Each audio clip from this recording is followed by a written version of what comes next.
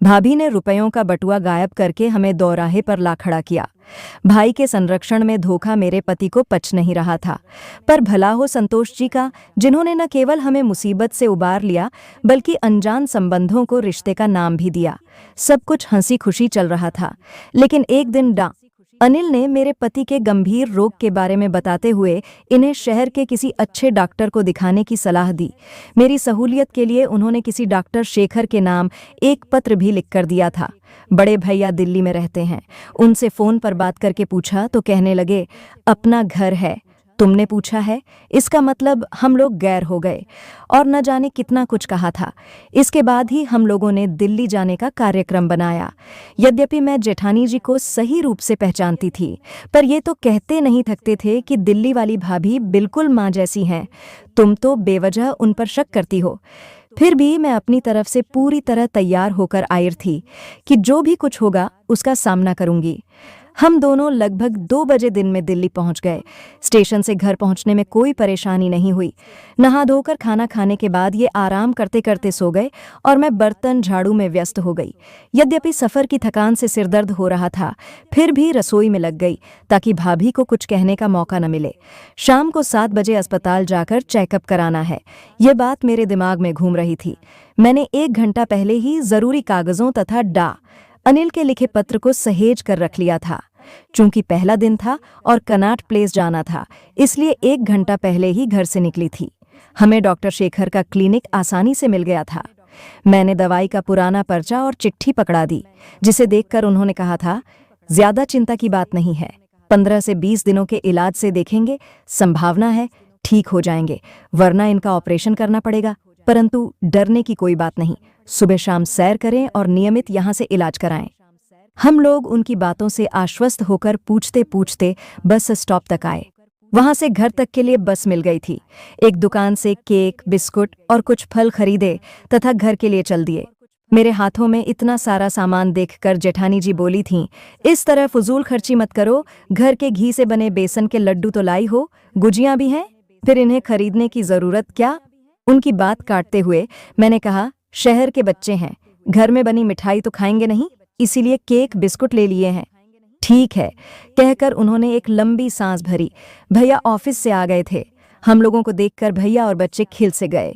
हम लोगों ने भैया के पैर छुए और बच्चों ने हम लोगों के। भाभी बैठे बैठे पालक काट रही थीं।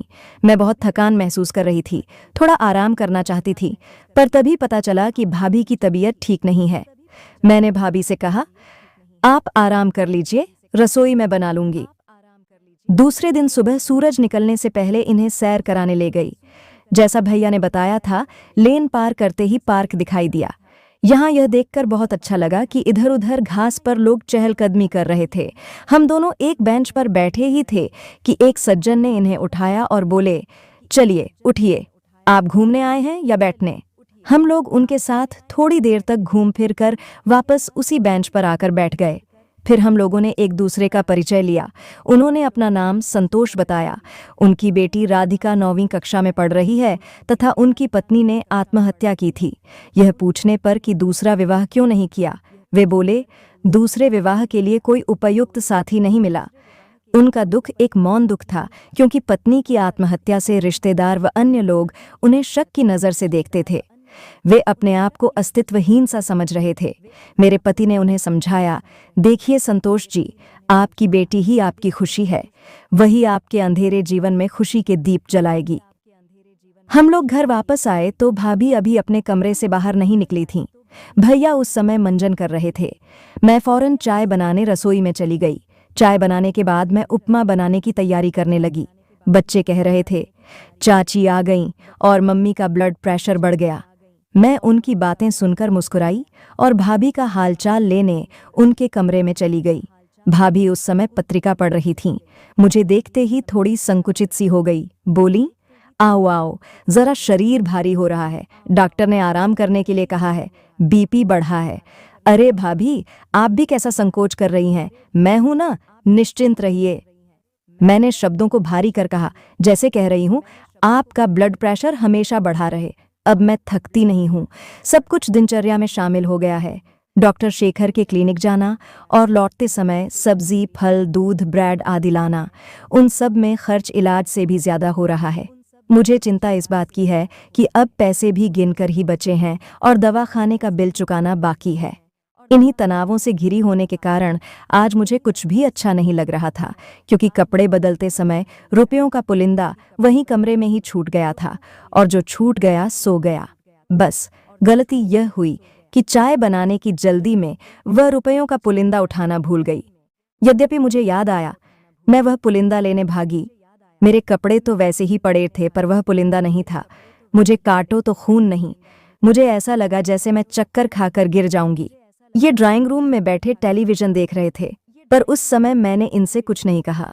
टहलने के लिए जब बाहर निकले तो मुझे गुमसुम देखकर इन्होंने पूछा, क्या बात है? मैं चुप रही। कैसे कहूं, समझ में नहीं आ रहा था।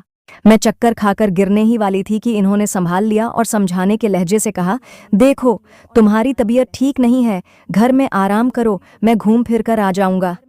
इस बात से इन्हें भी तो धक्का लगेगा, यह सोचकर मेरी आंखों में आंसू आ गए। अरे क्या हुआ? सचमुच तुम बहुत थक गई हो। मेरी देखभाल के साथ घर का सारा काम तुम्हें ही करना पड़ रहा है। नहीं, ये बात नहीं है। तो क्या बात है? चलो वहीं पार्क में बैठकर बताती हूँ। फिर सारी बात मैंने इन्हें बता दी। ये बोले, चिंता मत करो, जो नहीं होना था वह हो गया। अब समस्या यह है कि आगे क्या करें और कैसे करें। भैया से उधार मांगने पर पूछेंगे कि तुम तैयारी से क्यों नहीं आए। यदि सही बात बताई तो बात का बतंगड़ बनेगा। फिर ये चुप हो गए। गहरी चिंता की रेखाएं इनके चेहरे से साफ झलक रही थीं। मुझे धैर्य तो दिया, पर स्वयं विचलित हो गए। संतोष जी भी हर दिन की तरह चेहरे पर मुस्कान लिए अपने समय पर आ गए। हम लोगों ने झिझकते हुए उन्हें अपनी समस्या बताई तथा मदद करने के लिए कहा। वे कुछ देर खामोश सोचते रहे, फिर बोले, मैं मदद करने को तैयार हूँ। आप परदेसी हैं, इसलिए एकदम से भरोसा भी तो नहीं कर सकता। आप अपनी कोई चीज गिरवी रख दें। जब 3 माह बाद आप लोग यहाँ दोबारा दिखाने के लिए आएंगे, तब पैसे देकर अपनी चीज ले जाना। हाँ, इन पैसों का मैं कोई ब्याज नहीं लूंगा। मरता क्या न करता। हम लोग तैयार हो गए। मेरे गले में 1.5 तोले की चेन थी, उसे देकर रुपया उधार लेना तय हो गया। संतोष जी अपने घर गए और 5,000 रुपए लाकर इनकी हथेली पर रख दिए। मैंने उनका उपकार माना और सोने की चेन उन्हें दे दी। इस घटना के बाद इनकी आंखों में उदासीनता गहरा गई। मुझे भला बुरा कहते, डांटते। मेरी इस लापरवाही के लिए आग बबूला होते तो शायद इनका मन हल्का हो जाता, पर भाई के संरक्षण में यह धोखा इन्हें पच नहीं रहा था। संतोष जी दुनियादारी की बातें, रिश्ते नाथों के खट्टे मीठे अनुभव सुनाते रहे, समझाते रहे, पर इन्होंने एक शब्द भी नहीं कहा। घर जाकर मैंने रात में इनको समझाया, समझ लो, चेन कहीं गिर गई या रुपयों का पुलिंदा ही कहीं बाहर गिर गया। इस तरह मन उदास करोगे तो इलाज ठीक से नहीं हो पाएगा। तनाव मत लो, बेकार अपने आप को परेशान कर रहे हो। अब यह गलती मुझसे हुई है, मुझे ही भुगतना पड़ेगा। कुछ दिन और बीत गए। संतोष जी उसी तरह मिलते, बातें करते, हंसते हंसाते रहे। बातों बातों में मैंने उन्हें बताया कि कल डॉक्टर ने एक्सरे लेने को कहा है। रिपोर्ट ठीक रही तो 5वें दिन छुट्टी कर देंगे। संतोष जी को अचानक जैसे कुछ याद आ गया। बोले, आज से 5वें दिन तो मेरा जन्मदिन है। जन्मदिन भाभी, जन्मदिन। उनका इस तरह चहकना मुझे बहुत अच्छा लगा।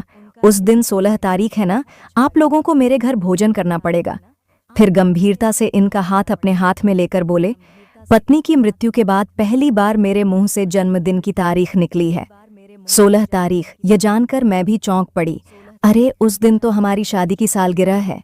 अरे वाह, कितना अच्छा संयोग है।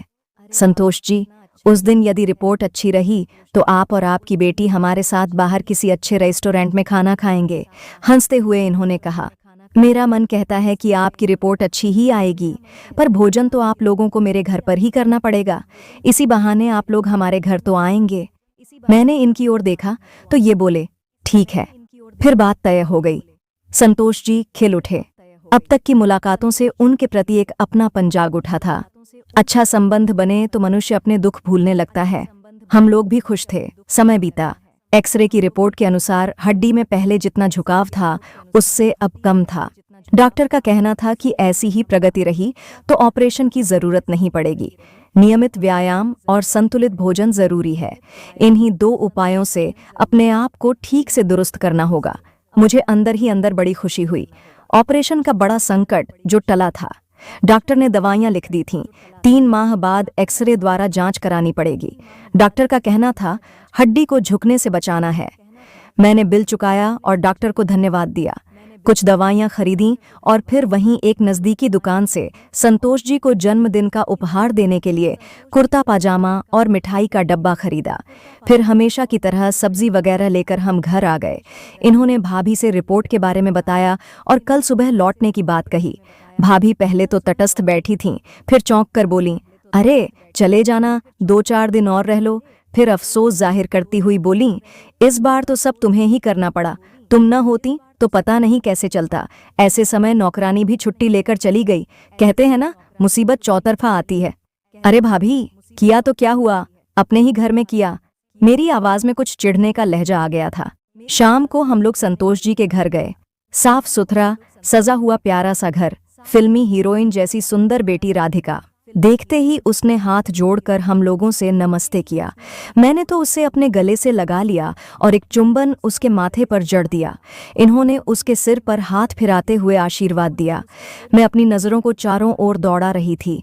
तभी संतोष जी की आवाज़ गूंज उठी और सबने एक दूसरे को बधाइयाँ दीं। मैंने मिठाई का डब्बा राधिका के हाथ में और कुर्ता पाजामा का पैकेट संतोष जी के हाथ में थमा दिया। भोजन टेबल पर लगा था। हंसते मजाक करते हम लोग भोजन का आनंद ले रहे थे। हर चीज स्वादिष्ट बनी थी। हम लोग सारी औपचारिकताएं भूलकर आपसे तुम पर आ गए थे। संतोष जी कह रहे थे कि 3 माह बाद जब दोबारा आना तब यहीं ठहरना। देखो भाई, संकोच मत करना। और एक पैकेट हमारे हाथ में थमा दिया। जरूर जरूर आएंगे, आपके रुपए देने तो जरूर आएंगे। कोशिश करेंगे अगली बार ही रुपए वापस कर दें, और यदि नहीं हुआ तो क्षमा करना भाई। इन्होंने बड़े प्रेम से कहा तो संतोष जी ने इनके हाथों को अपने हाथों में ले लिया और बोले, कैसी बातें करते हैं, दोस्ती की है तो इसे निभाऊंगा भी, चाहो तो आजमा के देख लेना। तब तक मैंने पैकेट खोल लिया था। एक सुनहरी डब्बी में मेरी वाली सोने की चेन रखी थी।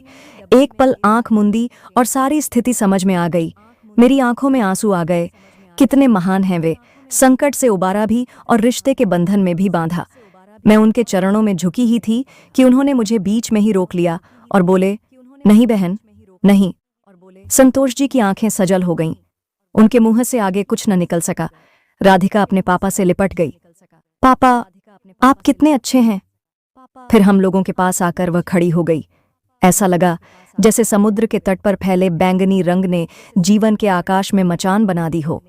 दोस्तों, अगर आपको हमारी कहानी पसंद आई हो तो कमेंट करके ज़रूर बताइए। वीडियो को लाइक करें और ज़्यादा से ज़्यादा शेयर करें। अगर आप चैनल पर नए हैं तो सब्सक्राइब ज़रूर करें और हाँ, नोटिफिकेशन बेल को दबाएं ताकि अगली अपडेट सबसे पहले आपको मिले। धन्यवाद।